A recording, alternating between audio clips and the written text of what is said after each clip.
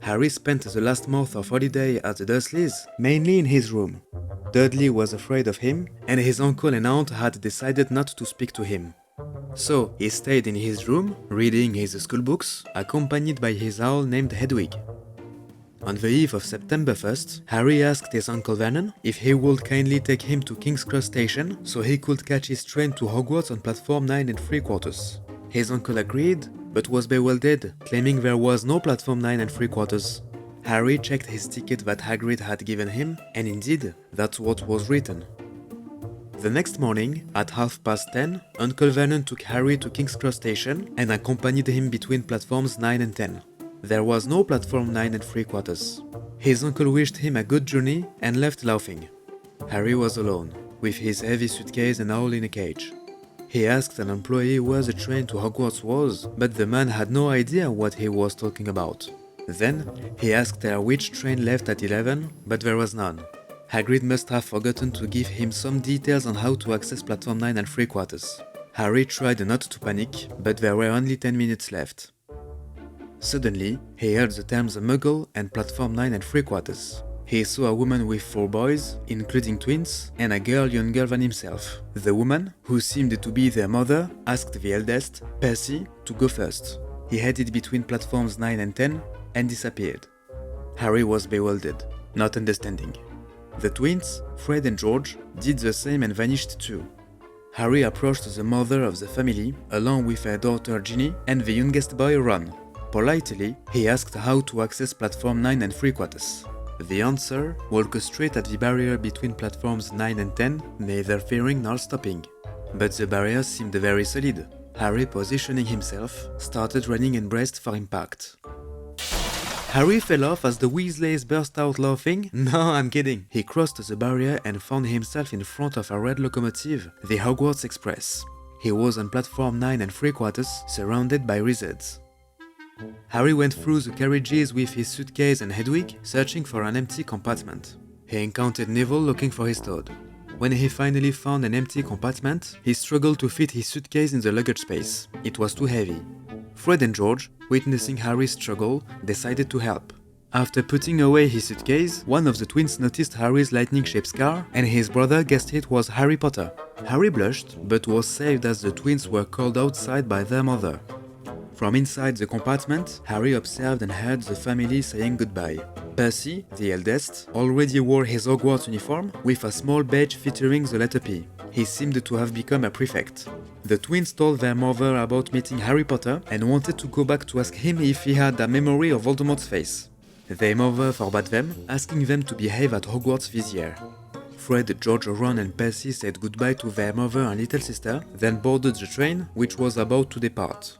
The Hogwarts Express began its journey, marking the start of a new life for Harry. He admired the London scenery when the compartment door opened, and the youngest brother, Ron, asked if the seat was free.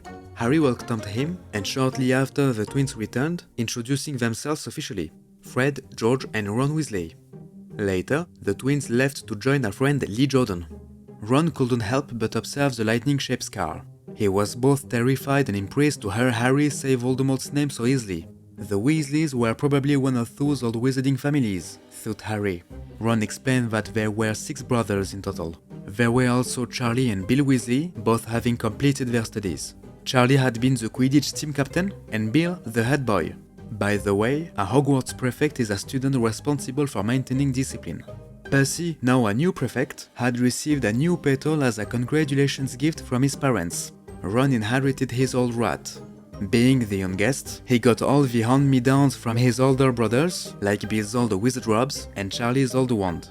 Harry understood that Ron lived in a family with limited means. At lunchtime, a smiling woman pushed a trolley filled with goods to their compartment, asking if they wanted anything.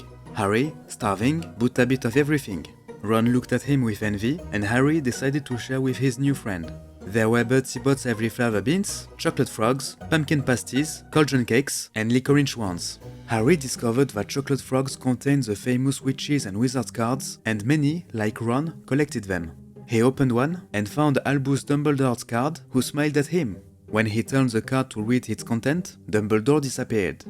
He also encountered Bertie Bott's every flavor beans. There were all kinds of flavors: chocolate, peppermint, marmalade, coconut, and strawberry, but also sometimes with spinach, sardines, or pepper. Harry and Ron spent the afternoon eating and chatting. Ron's rat, Scabbers, slept on his lap. Ron wanted to show that he could change the color of his rat with his wand, but at that moment, the compartment door opened again. It was the boy named Neville, accompanied by a girl. She asked if they had seen Neville Stodd. Harry and Ron said no, but she focused on Ron's wand. What? She insisted on saying what he would do with his rat. Ron recited a spell, but unsuccessfully. The rat didn't change color. The girl mocked him and introduced herself. Her name was Hermione Granger. Hermione came from a Muggle family and claimed to have already memorized all the textbooks.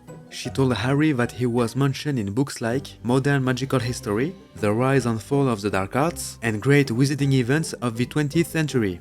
When she left with Neville, Harry asked Ron to tell him about the Hogwarts houses. There were 4: Gryffindor, Hufflepuff, Ravenclaw, and Slytherin. Students are sorted into each house based on their personality.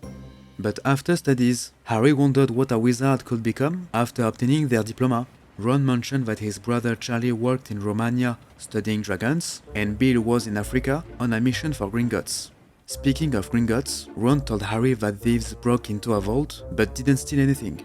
What was strange was that the thieves were not couch, which was highly unusual for Gringotts. Ron then explained the rules of Quidditch when the compartment door opened again. It was the blonde boy Harry had met on Diagon Alley, accompanied by 2 other boys, somewhat bulky. They came to check if it was really Harry Potter in that compartment.